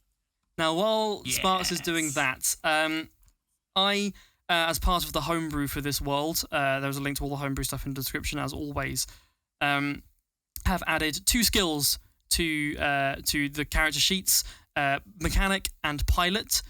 Yes, there are ways to do these in the actual rules for 5th edition Dungeons and Dragons, but I don't like them. I don't like how it's done. I much prefer to do this. It's much easier, and we can roll for it better. What was your roll, Sparks? 10. You... So, mechanically, like the automaton that's sitting on the bench that this woman is currently working on, you could probably fix that. Magical multimeters, whilst you could probably fix the mechanical working parts of that, there is an arcane component. There are magical components to that multimeter that you don't particularly fully understand, and as a result, mechanically wouldn't feel comfortable trying to hook up without further research. So it involves a VU meter and a dial that you can crank in, and the wires and such, but putting one together is something that currently, certainly, you feel is out of your... I have to do some research on it. Yes, or find someone that can do it for you. A multimeter, for those who don't know... Yes, indeed. A multimeter, for those who don't know, is an electrical gadget that allows you to measure current going through things, and it'll be useful down the line, basically. A magical one will be useful down the line. Like a device that does detect magic. Yes, effectively. But it's very specific and local, so it's less of a that kind of detect magic spell, and it's more used for diagnosing how much power you have left in a crystal that's being used to power something, or to detect whether there is magic flowing through a wire or something like that. Yes, it is a mechanic electrician's tool as opposed to a spell. So yeah, you know what you would need. You wouldn't know what to do necessarily with the parts when you got them, I guess. Yeah. These automata, are they crystal powered at all? Does this place generally sell crystally stuff too, or would I have to go somewhere else for that? You would know that similar to... I can ask. You would know similar to how airships work. A lot of these things are powered by these magical batteries, as it were, these magical crystal batteries. But the actual working mechanical parts are purely mechanical. The magic itself is kind of harnessed in a way that allows these things to have power, to be powered, as it were. But the bits themselves are purely mechanical. All right. This kind of engineering has only really been a thing for maybe 40 years, and has come along in leaps and bounds in that time. The automata that's on the bench is an older model. Okay, I'm gonna walk up to the shopkeeper and kind of wait for her to notice me. Yep, that's fair. Are you doing anything specifically that would draw attention to yourself, or are you just patiently waiting for the welding to stop? I think I respect a craftsman in her work, and I'm just going to wait until she looks like she's at a moment in her work where she can take a break. That's fair. So the light sparks off and whatever. She takes a break, lifts her welding visor to sort of wipe her forehead and see. She's like, "Oh, hey, sorry, I didn't see you there." Hi. Hi. Yes. Sorry. Looks pretty cool. She takes off her gloves. She's like, "Priya Harmony, nice to meet you." Hey, I'm Wren. I shake her hand. Good. Yes. Sorry. What can I do for you? That's a nice automata you're working on. Did you start it from yourself, or are you just repairing? No, this is my repair shop. She sort of spreads her arms proudly. Yeah. No, it's oh god, where's this from? She moves over. She's like, yeah, it's just a private owned thing. It just the tracking. I don't know the tracking thing. The thing that makes it walk wasn't quite working properly. Hence she gestures to the legs that have been detached. Like yeah, I tried to do it without, and it was just all over the place. But yes. So So is there anything I can? What are you here for? Anything specific or? Is there any chance that Wren can, at a glance, make a suggestion for how it could be fixed or improved? You can just walk up and brazenly do a mechanics check if you want. I'm more thinking along the lines of a being nice and helpful instead of jumping into her work. Yeah, of course. And does a mechanics check involve me like basically just grabbing her thing and digging around? Well, yes, it would, which is why I'm suggesting that normally people would be like, "Hey." Okay, well, I'm not going to do that then. Don't have a look at that first. Normally we ask before touching. Like for example, if somebody was trying to make a loudspeaker work and it wasn't plugged in at the wall, you could see that at a glance and be like, it's not plugged in. But if that's not if I can't see that, then I'm not going to do anything. But if you walked into a mechanics and there was a car up on stilts, you wouldn't take a look at it and go, "Oh yeah, it's the fuses." Like this is that level. True. That's not a car, that's a bear. Exactly. This is that kind of level. If it was Fair like enough. So I'm not going to try and ingratiate myself that way. Then I'm just going to say I'm working as an engineer on a ship at the moment. It's a mechanical ship, and I'm interested in putting together a VA meter. Do you have any books on that? I've got the mechanics down, but I don't know so much about the crystals I'm going to need to do that. The magical component. Yeah.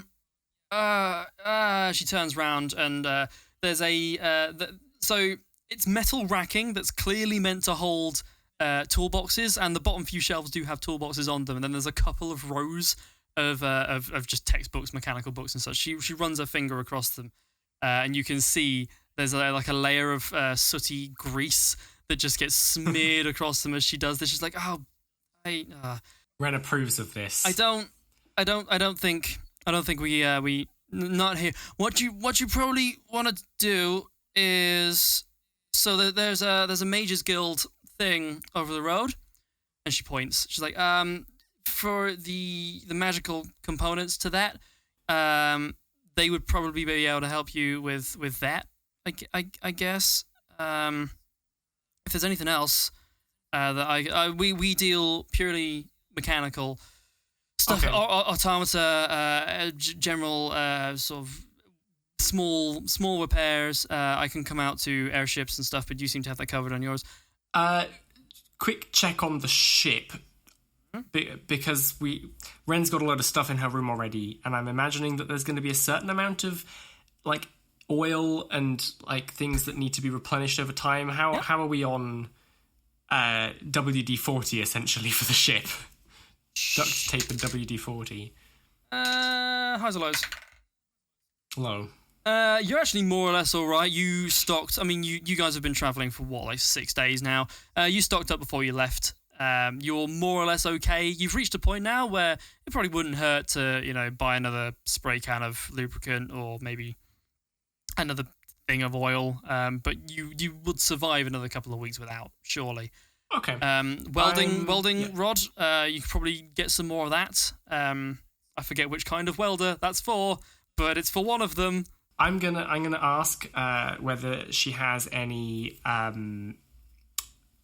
like small springs or magnets, because I think I'm probably going to need those for the VA meter. Just like a sorted, and a small box, like a case. Stuff. Okay. Yeah, I probably. And she starts rummaging through some things. She fumbles a lot of things. I've given you a few, I guess. Never hurts to have more on hand than you need. That'll be. Oh god, the magnets. She skips over to a thing, leafs through a book. She's like, whole thing, 8 gold. Sounds like a deal. Thanks very much for your there's help. quite a few in there, so you'll be fine for a while.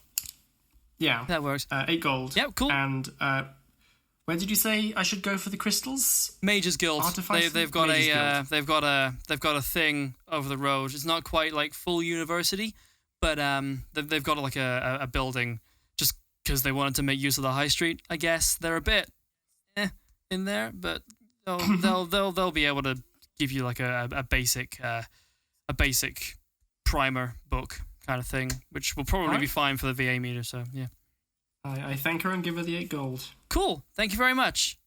She's like, anything else, or because if I were someone that had to live with this accent, I would regret giving it to myself and want to stop doing it. So I did notice. Yeah, it's really inconsistent because it started. I tried to mix two because I don't want to just do one accent because I'm bad at all accents that aren't English, and even then they're skippy. So I was like, I could make her Irish, I could make her American, and then I was like, no, I can't make her either. Yeah, of I those noticed things. I noticed it was dipping toward like Boston mom a couple of times. Like, No, that's everything. I got Thanks very some much, and screws good luck for on your ya. repairs. Have some magnets. It's Alfie. Where'd you park the car? We have those now. Yeah. Her voice has never been that, and we'll switch back into more of an English one. So there you go. There you are. Have that. Thanks very much. Good luck on your project. No worries. She clears the throat. She's like, no worries. Welder's long. Amazingly, all of the NPCs, despite their nationality, have a British accent. It's better Weird for everyone. How that is. It's better for everyone. It is. Hertha and Joey, you guys have been walking towards the center of town while this has been happening, and it's nothing else has really caught your eye as such. But what has caught your ear is a small, high-pitched voice just yells at you from across the road. It's like, "Hey, hey!" You sort of hear it over the thrum of just people and Listen. of cars and stuff like that. It's Navi from The Legend of Zelda. Joey immediately kicks over a flower pot and goes, "Yeah!" Falls into the street and gets flattened by a tram. Hey, you over there. Hertha doesn't react. Joey turns and looks. She's still got the slide whistle in her mouth. This young half-orc, tusks just starting to come in, light sort of grey-green skin, and a hair that is like, it's cut into a mohawk, but it's shaved thin, and there's like a tight ponytail at the end. It's like, hey, over here. Got best coffee in Shale. Joey's gonna like look at Hertha and kind of shrug and be like, "Yeah, might as well." Hertha looks at Joey, looks at coffee shop, and he's like, "No, why?" Because you wouldn't let me get on the tram, so now we will get coffee.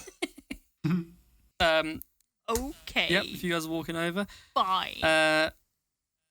say that you sort of walk through the crowd, knit your way through the throng of people, cross the road safely. And I was like, hey. Joey's trying to perfect her slide whistling as she walks, like woo ooh woo.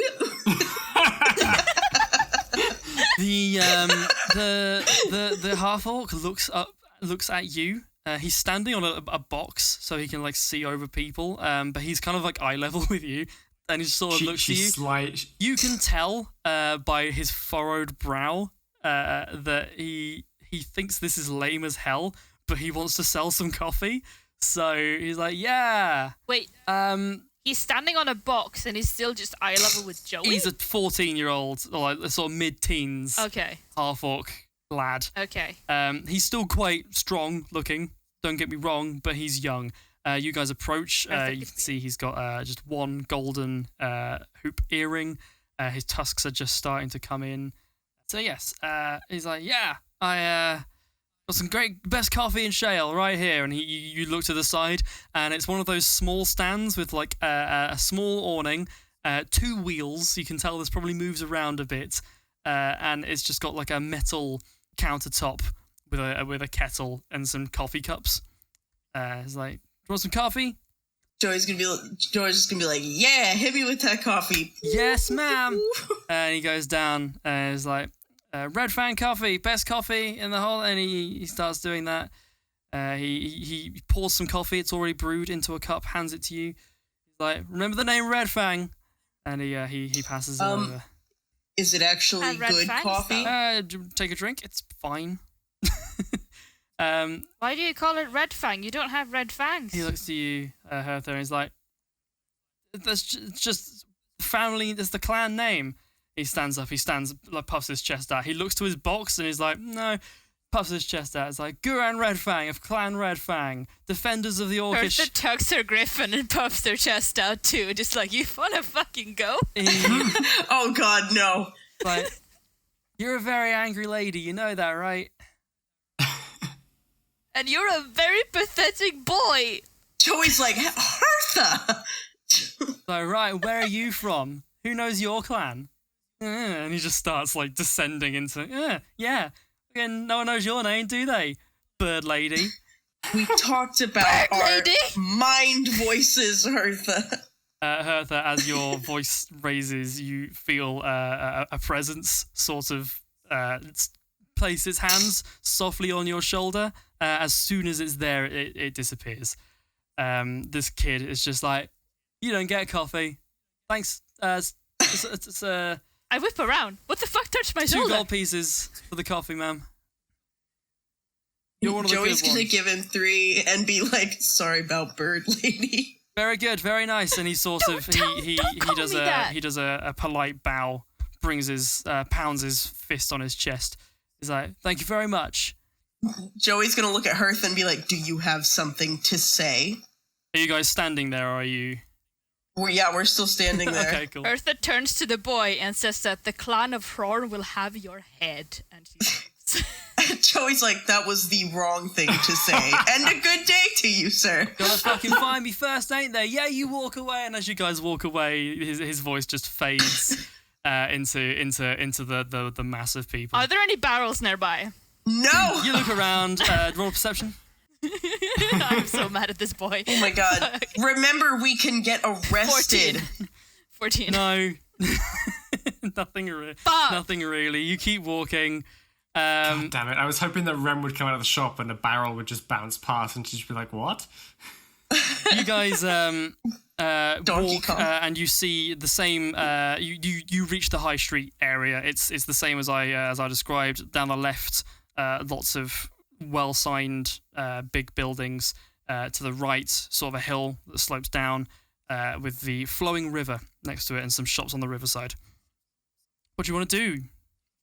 I want to look for a weapon shop. Yeah, I was just gonna say we look for a weapon shop. Roll me Then I gotta go kill that an kid. investigation check. Joey Which first. one? Rolls. Okay. Oh no! Come on, The mouse. second, There we go. I'm the singing DJ. An 18. Coolio. And Hertha for the hell of it. Joey's like, "There's a weapon shop," and Hertha's like, "Huh? Where?" 8. Oh, wonderful. Hertha still sort of just from being back chatted by an orc child, or indeed half orc child. Isn't You didn't really best looking. me. I'm gonna go back to kill him. Joey, you have been to Shell before. You look around, vaguely remembering. You know that there's a chain of weaponsmiths throughout the 9th sector, predominantly on Marsden, known as Valiant Weaponsmiths. You vaguely remember that there is one here. You look around and you see it. It's one of the shops off the slope, sort of on the river, on the riverside kind of thing. You can see it. You see a thick plume of smoke coming out of the biggest chimney in the area. You would know that that's probably a forge. You can see the Valiant Weaponsmith logo from where you are. You know exactly where it is, and you guys can go to it first, if you please. If you want to do anything else, by all means. Yeah, Joey's gonna like grab onto her wet bear skin. Good God, Hertha! It's gonna be like, "Come on, bird lady. I see a weapons store." Call me bird lady. Please make that stick. That'll be hilarious. You guys move through the people. As I say, Valiant Weaponsmiths is a relatively well-known weaponsmith chain. One of the few places licensed to forge, maintain, and sell weapons to the public. They do not deal in firearms. They deal in standard weaponry. Public ownership of firearms is not permissible by law. But because of various cultures and histories of, let's say, just cultural stuff, people are allowed to carry sort of more mundane weapons, swords, hammers, whatever, which is why you guys are allowed to carry your weapons out in public, provided you don't use them against anybody. I want the bow. What, sorry? I want the bow. All right, you... Hertha just turned into a whiny child this session. I don't know what happened. You walk through. The city centre is old. Tall buildings made out of that old bleached white stone. Metal grates in the pavement have like trees that stick out of them. Their leaves are like a fiery red against the sort of grey-blue sky. People here are generally well dressed, wearing overcoats, but like shoes, trousers, whatever. It's a city. It's a big city. You guys can smell the spray of the river. It's relatively fast flowing. You can see it disappearing into a grate, which you assume goes underground. You walk past a tea room and you reach Valiant Weaponsmiths. Entering, you hear, hold on a second, I'll be there. You look around, you can see there's a forge, and there is a gruff human, big, sticky out grey beard, and short, sort of buzz cut hair. Moves his way over, puts down a block of iron that he was hammering away on. You guys can smell this sort of red hot metal. It is very hot in here, which comparative to the cold outside, again, it's just very nice. Some steam rises off of Hertha as her fur starts to dry quite quickly. She starts ruffling it so it will dry quicker. So this guy's in his mid-40s. Like a bird? Yeah. Yeah, bird lady. This guy's in his, Yeah, in like a his, bird. in his I am sticking mid-40s, with it buzz-cut hair, beard that just sticks out wildly and is starting to go grey. You can see as he approaches, bits of it have just been burned from where like bits of sparks have come off and just rested in it. Spark, stop doing that to him. I'm sorry. He's like, It's a rude Spark. he extends his hand. He's like, J.C. Leden, head forge master of this branch of Valiant Weaponsmith. How can I help you? Joey's gonna shake his hand. How does one spell that?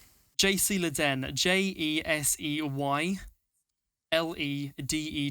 J.C. Leden, head forge master of this branch of Valiant Weaponsmith. Joey Petal, I've been here before. As have I. I guess he's. What can I do for? I have never been here before. Well, may I be perhaps the first to welcome you to this fine city? And he gestures to the window. What can I get you? What can I get you, fine ladies? A bow. A bow. Bow. He says, "Oof." I was like, "Well, we Have a bow? do basic bowing and fletching. They're nothing special. We're not fletchers by trade, but we have short bows, long bows." He gestures to a wall. You look over to the side. There is a wall with like bows hanging on racks. There are like sword racks with swords that are ready to go in them. There are some hammers and stuff on the walls. It's like we do have the strings, the bows. We do arrows. We get them in ordered, so we can do you low prices on those if you want. Yeah, we can do bows. You say this is not your actual trade, bows. You don't do that. We're not much. bowyers as such, No, but I we get you. get I some get in. you. We can make them. Is there anywhere in the city that are really good at bows? No, not for certainly not in the city centre. Okay. You look in the outskirts for that. We get them in from. You're the best We we get got. them in from there though. We get them local. So really, why waste your time going out? It's the same bow. So this is the best I'm gonna get in Shale. I like to think so, and he sort of puffs his chest out proudly. Okay, I am content with that. I look at the bows. I'm glad to hear it. That'll be. I've served people like you. Well, he looks through a ledger. He's like, weapon itself plus the tax. That's you're looking at 75 gold pieces. No, he moves his finger up one. 70 gold pieces. Sorry. Is that a long bow or a short bow? That's for the short bow. The long bow is 75. I look at the bow. Is the bow good quality? He sees you eyeing it. I was like, please, by all means, take a look. Take a look. He gets it down off the shelf for you and hands it to you. You roll it around your hands. Do you want to roll an investigation check? Yeah. Go for it. By all means. It's a good weight. 17. Fantastic. It's a good weight. You sort of hold it up and imagine yourself pulling the string back. You test its flex. I pulled the string. It's decent. It's a good bow. What color is it? It's like a brown, a deep brown wood, and it's got like a relatively decent finish on it as well. Nothing special about it, but it feels like a good bow. It's not ornate in any way, but it'll shoot. Does it have the potential that I can carve in it? Sorry? You know, like do carvings in it. Don't see why you couldn't. Okay. Yeah, it's got some wood left. I kind of want this bow, but it's 70 gold. Okay, wait. I'm gonna check long bow or short bow. Short bow 70, long bow 75. He can see you weighing this up. He's like, look, it's largely the tax is what causes the prices. I'll tell you what. It's like for the short bow, we'll do you. I'll do you 75 with 20 arrows, and the long bow I'll do you 80 with the same. That's a discount of half on the arrows. More than willing to part with it for that. No, I'm just gonna take the short bow. Fuck it. Cool. It's like, yeah, okay, cool. We can do the short bow. He takes the long bow out of your hand and gestures to the short bows. He goes in the back and he brings out a quiver. It's like, have you got a quiver to put these arrows in, or Do I? Have you at any point had a bow as a character in this game? I think I left it. That's why I'm buying a new one. He's like, all right. 'Cause I lost you know my what? old one. He looks at you. He's like, what did I say for this? 75.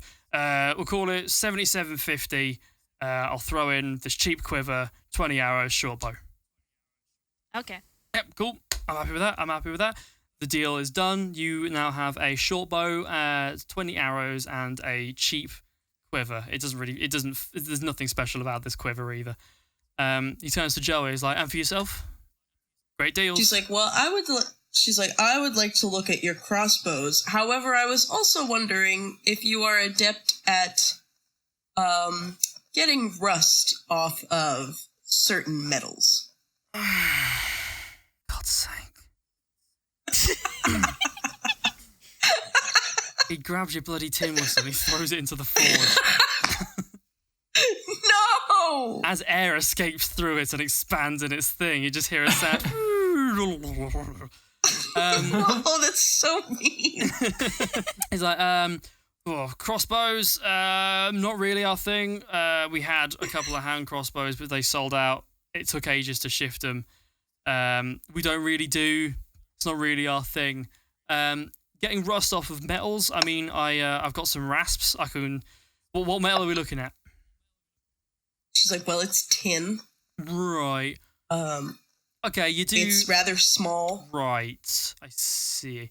I've got some files I could try. Obviously, with Rust, once it sets in, it's set in. But we can do some filing, or alternatively, the Mages Guild chapter over the road might be able to do some. He waves his hands around. He's like, I don't know, maging to it. She's gonna kind of like nod and be like, okay, can I look at your Alex, I'm gonna butcher this. Mm-hmm. Rapier. Rapier. The tiny ski. Oh, we have rapiers. He's like, we're actually quite proud of the recent stock we've kicked out. Myself and my assistant. Oh, he was like, actually, one second, Dana. A young woman pokes her head through from a back room. Is like, what? He's like, do you want to show off the rapiers? She's like, oh yeah, actually, yeah, cool. This young human woman, blacksmith's apron on, that is less tarnished by molten metal than JC's, comes through, picks up a rapier off the wall, and starts just like doing some fencing movements. Really well balanced, as you can see. Some good flex. These rapiers have corks on the end at the moment. She's a really good flex, and she sort of pokes it against a beam, a wall beam, a support beam. That's what it's called. And the sword itself flexes, hands it to you. It's got like a basket hilt. And whilst it's not, you wouldn't see a noble taking this to a party to show off their wealth or anything. It looks like a very functional rapier. Do you take it? Do you want to give it a swish? Roll investigation, I guess, or yeah. Okay, do that. So she demonstrates a couple more moves. A weapon. She hands it over to you. You give it a go. You do just some moves, poke it up against the wall. Yeah, it's a fairly decent rapier. Is there any way to kind of jazz it up in a sort of fashion? How do you mean? She says.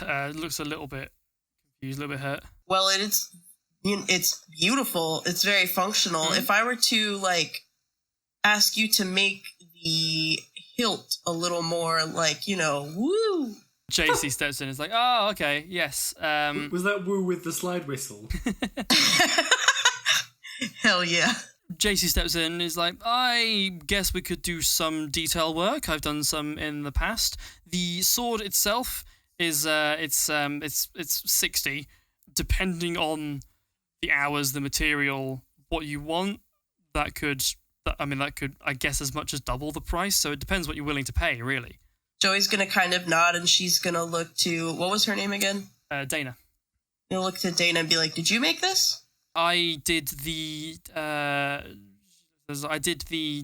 blade bit itself. JC does the finishing.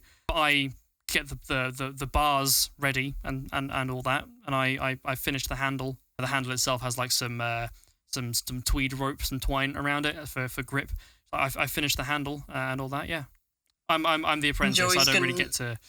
Joey's gonna kind of nod and be like, I've seen a lot of these in my life, and I've seen a lot of men thinking that they're very uppity for having nice ones, but I have to say this is probably the finest functional one that I've seen. She smiles at that. She's like, she looks at JC. And so Joey's gonna look at JC and be like, yeah, gussy it up. Whatever. She's gonna be like, I want this to come home with me. I really don't care what I have to pay. Okay, he says. Do you have anything in particular you would want to have? Maybe around the hilt, I think would be the best place to do this. We can do a new pommel, perhaps. Like, yeah, make the pommel blue. Blue, we can do that. We can temper the metal. We can give it a colouring. Sure. We can do the same with the hilt if you'd like. If you want to spend some real money, he says, getting in is excited at the prospect of this. Not excited at the money, excited at the prospect of being able to make something that's fun. He's like, if you want to spend some real money, we can do you a whole new rapier stock, bespoke, and I can temper the blade metal to be blue as well. Joey's gonna the slide whistle falls out of her hand, and she's like, "Yeah." Okay. So it's a new rapier stock from scratch. Everything blue. Any particular decoration on the hilt or the pommel, perhaps, or? She's gonna be like waves. Waves. I we like can the do water. Yes, we can do that. Okay. He looks at it, he's like, okay, so new from scratch. We're gonna get the materials. Right. Okay. It's gonna take some time. We're looking at maybe 2.5, 3 days, maybe. I'll start this tomorrow. I have some orders to fill. You understand? We're looking at somewhere in the region of, I'm gonna say, 175 to 200, depending on the hours, basically. Does that sound good to you? Yeah, Joey's gonna nod and can I pay half up front, half when it's done? If you want to do that, that's perfectly fine, yes. So she's gonna like count it out and she's gonna look to so Dana. because it's half up front, we'll call it 175. Okay, so hang on. So 87 gold, Okay. 50, and 5 silver. Okay, yeah, I was about to do long division on my paper, so thank you for doing that. No, we don't do that here. Okay, thank you very much. Yeah, so come here, say 3 days from now. And She's we'll, gonna like cut him off and like look to Dana and be like, "Do you have a way that I can contact you, or you can contact me when it's done?" She looks to you and she's like, unfortunately, I mean, not really. We usually, for bespoke orders, we just have them in store. We give you a rough date, and it's, people just come pick them up, JC, Okay. like, yeah, I mean, easiest way to do it is to just show up maybe 9, 10 a.m. 3 days from now. It'll probably be done then. Friday. Sounds good. It's a date. She's gonna count it out and pick up her slide whistle that she dropped. Okay, well, it's a pleasure. It's a pleasure to see you. I'll get right on this as soon as I finish this order over here. And he thumbs towards a still glowing rod of metal over by the forge. It is starting to get uncomfortably sweaty in here, especially to those of us wearing furs. So, yes. Let's boogie. You guys move out. I got 20 arrows, right? You do have 20 arrows. You guys leave. If you break each arrow in half, that's 40 arrows. Oh, That is- Just a little tip yeah. from you Wait. there. That is definitely how it works, and you should do that. Back up the hill into Yep. the centre. You see Wren coming out of a what you guys work out from the smell and the look is a mechanic's air shop kind of thing. You see Wren, and you guys meet up. Joey's gonna go, Wren, look! Wren is gonna look over and see Joey with a slide whistle and Hertha clutching a bird statue with glowing green eyes. There are people milling around you. she's- They are paying no attention to you. I'm just gonna be like, nope, and I'm gonna walk off to the to the what are they called? The arcane The Mages Guild. Mages Guild. I don't know why I keep forgetting the word for that. I wanted to call it the Arcane University, but so many things call it that. So it's the Mages Guild now. Mages Guild, Because at least which that's I believe public is just domain. opposite. Yes, you can see it. It says Mages Guild Shale Charter. I'm just gonna nope out. That's cool. That's And Joey's just gonna head there, run 'cause after. I don't know, they're Joey's- going there too. Joey's running behind you like, wait, they need to fix my whistle. You open the door. There is a less a ringing of a bell and more just a like a hum that emanates out as the door seal is broken. And as you're in there, you see they've decorated in the drapery you would expect of like a mystical mages guild, but it is just like tattered banners that are kind of like draped through like over the ceiling, down over the walls and stuff. They have these very nice furnishings with like big red cushions and walnut stained backs and such. And again, it's all kind of just a show because it's quite a small building when you walk in. You look over and there is just there is a halfling male sat at a table.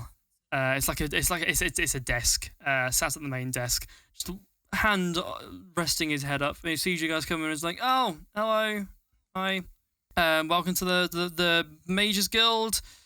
Trail Charter, are you looking to join, or is there anything I can do for you? Or I have a matter of utmost importance. and how might we help with that?"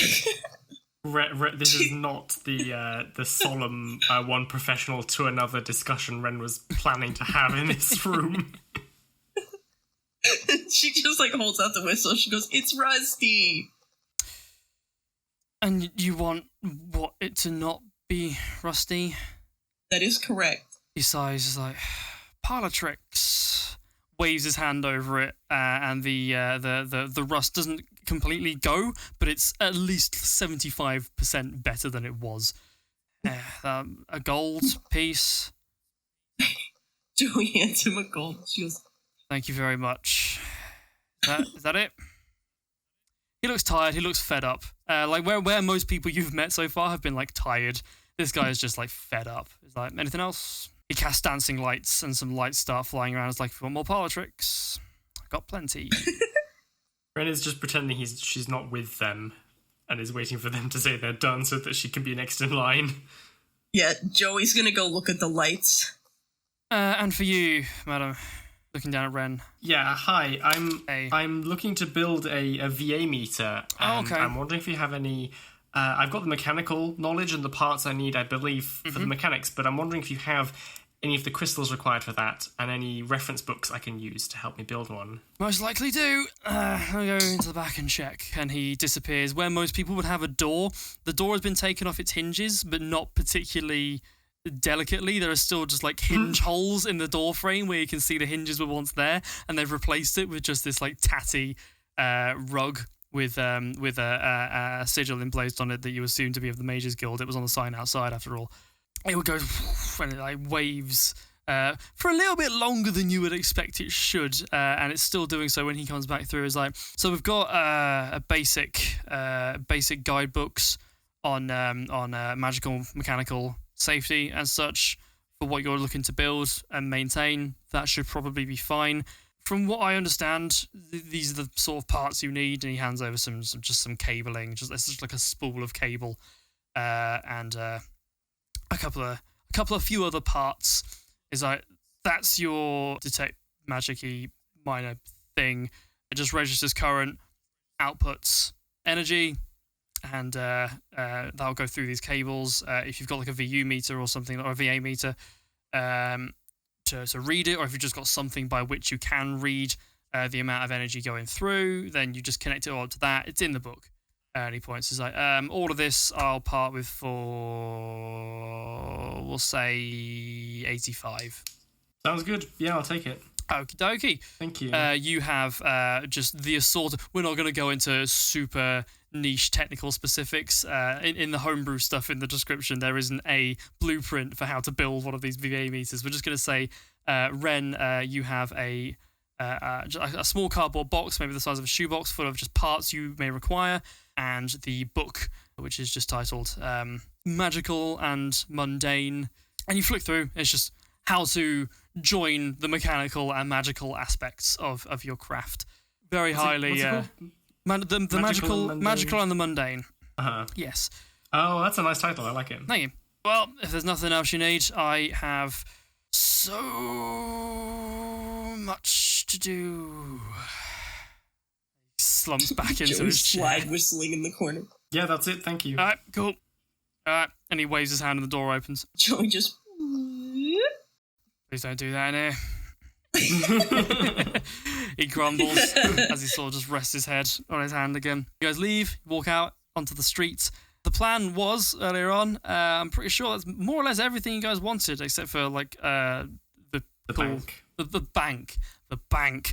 You look around, there is very clearly a Northwest Sector's central bank. Nice. It's I across the go road. in there. Cool. It's just like, that's a nice bank. Damn, that bank fine. You all walk in. It is a bank as we would expect it. There is a desk with clerks. There's not a very long line. You approach them, and it's just a nondescript human male. He's like, welcome to the Northwest Sector Central Banks. What can I do for you today? Hi, it's me. It's Editing Alex. I don't show up very often because we usually try to not need to cut large segments out of the shows. But one of the benefits of pre-recording these episodes now is that if something happens that we decide just isn't good listening, then we can cut it out. A lot of the time, I will try and edit around that and make it seem as if it didn't happen. But in this instance, that just wasn't possible. This instance, of course, being 15 minutes of role-playing, opening bank accounts, and sorting out finance for large amounts of gold pieces, which believe me, was just you won't miss it. It's gone now. We return as our intrepid adventurers leave the bank after depositing some money and getting some back. And yeah, yes. As you exit, is there anything else you guys want to do? You sort of open the door, bell rings, the cold air hits you like a brick wall. It has got colder. Is it kind of late now? What time is it? You look around. There's a small clock hanging off like a lamppost pole thing. It's about 10, 11. In the morning? Yes. Jeez. Right, okay. That didn't take long. Oh, I thought we wasted a lot more time. Sure. Yeah, I thought that would take Like I said, it's 1 PM. Time is immaterial. I'll do whatever you guys want. I did a double take. Wait. I did a double take and I misread the time the first time. Yes, indeed. Like, yeah. Oh, yeah. Yeah. It's a left-handed clock, so easy mistake. I think Wren at this point just wants to go and read the manual, either like in a cafe somewhere or back on the ship where she can. You guys can go back to the ship If we don't find a shirt, on the way out that says Mayor of Cool, I'm gonna get real mad. Highs or lows? Lows. As you guys are walking back, Oh you no. walk down the hill. Hang on, I'm taking the tram back. I missed it last time. Walking back to the tram station. As you're standing on the platform, you haven't just missed it, but there's not one for like 10 minutes or so. You're looking around. Joey, you see over the road, you didn't quite see it because on the way up you were distracted by the half-orc child and then you were looking for the weaponsmiths. On the way back, you catch a branch of Marlin and Cole. Marlin and Cole is a large clothing store. It takes up 3 floors. It's a well-known chain of clothing stores. If you wish to go in and have a look round, we're not going to roleplay it, but I will make you roll a perception check as you enter. Yep, I want to go in and I'm gonna roll a check, and I want my shirt. Just to get everyone on the same page, Joey here is looking for a shirt that reads Mayor of Cool. Nice! And she finds it after 3 minutes of searching. She finds one in her size. It is a navy blue t-shirt. It's fitted. It's got Mayor of Cool written on it in like really bad, cheap, like sequiny material. It just has Mayor of Cool emblazoned across the front of it. You pay for it. Oh, no. It costs 7 gold pieces. No, it costs 700. And you... Joey Petal, she cannot intimidate anyone. She cannot persuade anyone. But God forbid she go back to her ship without a terrible t-shirt. This is the highest roll you've had by far in this entire session. It's one of your highest rolls, full stop. Have you ever rolled higher than that? I got a 21 earlier getting out of your hold. It's just Oh, yeah, you innocuous did. crap. What the fuck? Yeah, like, Joey's only good at, like, 3 things. Getting whammon, escaping her friends, and finding shit novelty items. These are good skills to have. You run back just as the tram arrives. Are we all getting on the tram and going down towards the... Yes. Yeah. You all get on the tram. The conductor is the same conductor from earlier. Doesn't seem to recognise you. He moves up. He's like, "Tram's a gold piece. Get your tickets." How much, asks Wren, to sit with the driver on the ride back? These don't actually have drivers. What? They so earlier on, if you remember, when you didn't get on the tram, roll an Arcana check. Okay.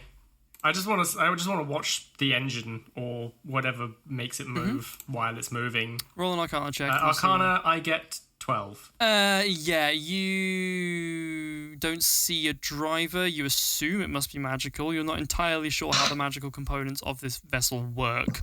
But the conductor looks down at you and goes, "These don't have drivers. These haven't had drivers for good 20 years now, I think. It's just me selling tickets, which you haven't bought yet." And he sort of rattles his little conductee register thing that he's got around his neck.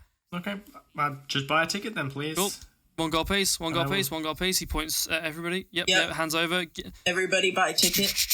he taps on his thing. He's got little typewriter keys, and you just hear as it spits out 3 tickets into this little collection tray at the bottom. He's like, there you are. He looks around, no one else is getting on, clicks his fingers, points forward, and this tram just starts shuddering down the hill. Wren, as you get on, you look out the door. You notice the face of somebody who you don't know, but you notice now you have seen them more than a couple of times today, and he is staring straight at you as your eyes meet. A person sort of just walks between you two, and then when that person goes past, he is gone. This tram trundles down the street. 5 minutes pass. You are back at the Docklands stop, the Docklands area, and you guys get off, and you are back at the docks. It is 1:30, we'll say. What did this person look like, roughly? I've seen him a couple of times, so... Yes, they... mid-length curly brown hair, a stubby nose, strong jawline, wearing just a brown sort of burlap hood, and that's really all you could get from them. They 5'10", 5'11", maybe. I say you as you saw him on the tram, you were like, I've seen you more than once today. You guys get off the tram. Where was the first time that I saw him? So you're piecing it together in your mind, because like I get you weren't paying attention the first couple of times, you know. But it's just in the town centre, like coming out of the auto mechanic, you think you saw him, you recognised him coming out of the Majors Guild Charter thing, and then you saw him a third time there. You're piecing this together as you guys walk back towards the gubbin. Okay. Guys, I think we might have been followed while we were in the town centre. I saw this guy several times. Did anybody notice anything? What? Wait, Joey's gonna be like, I was a little distracted. Yeah, what? Tell you now, with passive perceptions of 14, Wren with 18 is the only person that saw anything. Uh-huh. We're approaching the gubbin, yes? Yes, I believe that was the idea. Are you two going in? Yeah, might as well. You guys you've walked the 20 or so minutes back. I'm just gonna go like chill. You guys are walking towards the gubbin, and as you do so, Oh God. Oh. As you do so, Wren is the first to notice that something may be amiss. The loading bay for the gubbin, you can see the gubbin is up here with its big rotary fans and stuff. Then it's like a multi-story car park, and your guys are quite up. It's built into the side of a cliff. So past these, where there's number 5 is just a sheer drop into nothingness. These rectangles here, they are like cars, parked vehicles. 6 over here is public restrooms. And then these circles here are support pillars for the level above. And then this thing with the stairs and this rectangle here is a walkway with railings, and again, drop into sheer nothingness. Between you and this walkway, you at first see 2 people. One is a gruff, muscle-bound human male with a shaved head. He has a quarterstaff in one hand. Across from him is a woman with a long, brown, high ponytail, draped in just a deep green cloak. The man is holding, with his free hand, a person dressed in... You guys have been back and forth over the last couple of days. He is a dock worker. He works for the multi-story car park, basically, being held by the throat a significant distance, a couple of feet off the ground. Wren, you notice as this guy walks around and starts leaning on this pillar, the guy you saw who you thought was following you is here and has somehow beaten you here. Joey, you've never seen these people before. Wren, you have seen this guy next to the pillar. Hertha, you know exactly who these people are, and even if you didn't know them by face, you would recognise the griffin tattoo all the way up the arm. Oh no! Of this gentleman holding this car park worker by the throat. On seeing you, he drops this person. The person red in the face, pale, red in the face, not pale, you can't be both, red in the face, and trembling, starts to scramble backwards, at which point he gets up, starts stumbling. The woman who is standing there, I can't remember what they're called. It's the bit of rope with the two heavy balls on the end that you throw to tangle people's legs up. She immediately gets some of those out of her cloak and tangles this guy up and goes to secure him further. I think they're called stop noodles. They are indeed called stop noodles. The bloke resting against this pillar just starts chuckling and just starts playing around with he starts like moving his fingers, and you see some cold frosty air start circling around his hand. The man walks forward, looking Hertha dead in the face, using his quarterstaff to walk, and he goes, "Hertha," spits, "what have you done with my brother?" And that is where we're ending this week's episode of A Tangent About Dragons. Hertha, you forgot to buy incense. The real problem here. This is the worst day. Thank you, everybody, for joining us for this episode of A Tangent About Dragons. I have been waiting for that ending for 3 sessions, and it felt every bit as good as I hoped it would. Oh God, I'm going to let the adrenaline die down and let you know about the streaming schedule on this channel coming up in the future while everyone else tries to work out what the hell is happening to their characters. So obviously today will be Monday the 18th. Hi, it's me, non-editing Alex again on the 7th take of this, I think, to try and keep it concise. Anyway, obviously today isn't Monday the 18th of November, it's Monday the 2nd of December.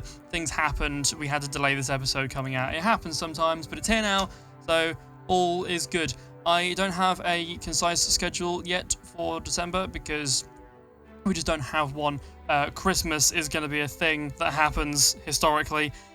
So we're going to have to work out what we're doing with that. So in short, we don't know the schedule for December yet for streaming. So if you join the Tangent Discord down below in the description, there is a schedule channel and we update people there. All that lovely stuff. That's all for that. Thank you. Back to non-editing Alex. Join us for that. I don't think there's anything else specifically that I need to go over. So yeah, thank you very much for watching. Join us next time when we find out exactly what Hertha has done to this person's brother. Goodbye. Oh shit. My heart.